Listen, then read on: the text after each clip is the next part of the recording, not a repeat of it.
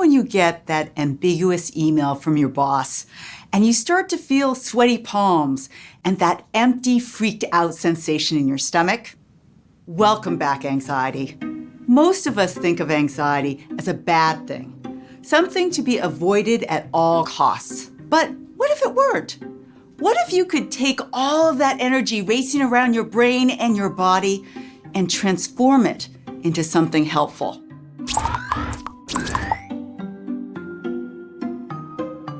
Global anxiety levels, both the clinical kind and what I call the everyday kind, have increased tremendously in recent years. And many of us are noticing this at work.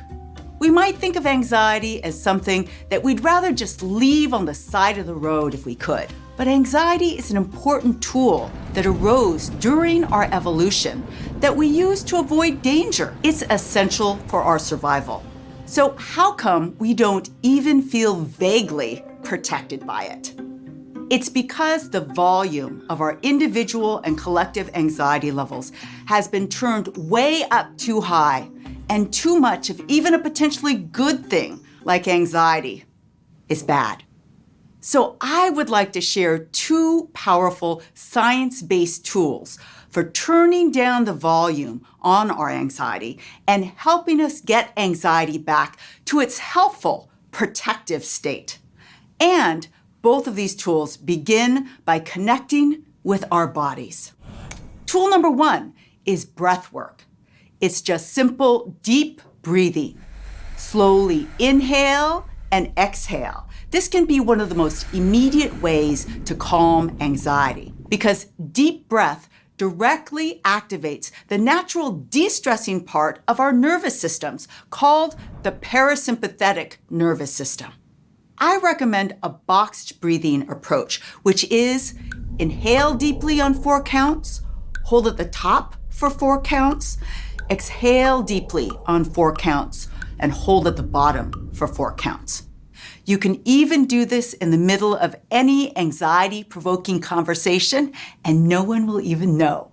Lots of people, from ancient monks to modern meditators, have figured this tool out and use it all the time. Tool number 2, moving your body. This one also has immediate positive effects on your mood state, but for a different reason. Every time you move your body, you're releasing a whole bunch of beneficial neurochemicals in your brain. These neurochemicals include dopamine, serotonin, noradrenaline, and endorphins, mood and reward boosting neurochemicals that work to both increase positive mood states and decrease negative ones.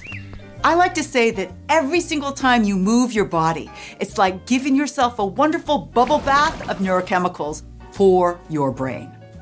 So when your boss's email comes in and your heart starts to race, what exactly can you do? If you're in an office, try taking a short walk around the block or even to the supply closet for some sticky notes. If you're working from home, put on 2 of your favorite songs and dance around the living room like no one is watching. Studies have shown that all it takes is 10 minutes of walking to get those mood-boosting effects. But be creative with your movement session, whether that's a quick session of power vacuuming a la Mrs. Doubtfire when you're stressed about a deadline, or doing a set of jumping jacks or getting off the elevator 1 floor early to do a power walk up that last flight of stairs before an important meeting. All of these possibilities will all help your anxiety levels come down. In fact, I tested this effect on my own NYU students. First, I had them take an anxiety assessment before leading them in a movement session that included movements from kickbox and dance and yoga and martial arts together with positive spoken affirmations. Then I had them retake that same anxiety assessment again. What happened? After our movement session, their anxiety scores had decreased to normal levels. Now that's powerful, real-world example that you can use in your life today. So make sure to incorporate these bursts of activity in your day and try one out next time you're feeling stress. It can really make your anxiety feel less all-consuming. Once you connect with your body and turn the volume down on your anxiety, two important things will happen. First, when that email comes in, you'll be in a better position to evaluate what about it makes you anxious. Is it that you've taken on too much? Or that you feel insecure about a particular skill set? In other words, you'll be able to use this emotion, anxiety, for exactly what it was evolved to do. Warn you about potential dangers so you can become aware of them and find ways to effectively and creatively address them in your everyday life. Second, once you find the warning signals in your anxiety, you'll be able to communicate with others. You might seek out advice from a trusted colleague when that difficult issue arises, or you might even have a conversation with your boss about how to prioritize projects. Because you're no longer in fight or flight mode, asking for that support won't feel nearly as threatening.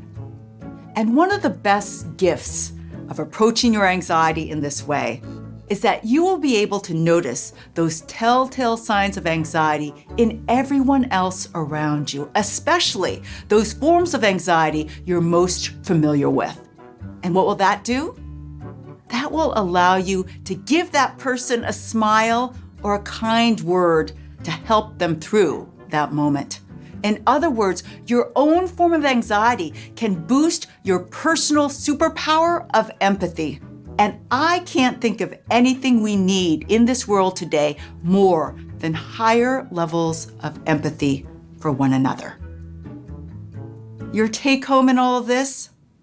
If you breathe, move, and take note of what your anxiety is signaling, you'll feel more fulfilled, more creative, more connected, and less stressed overall. And that's my wish for every one of us.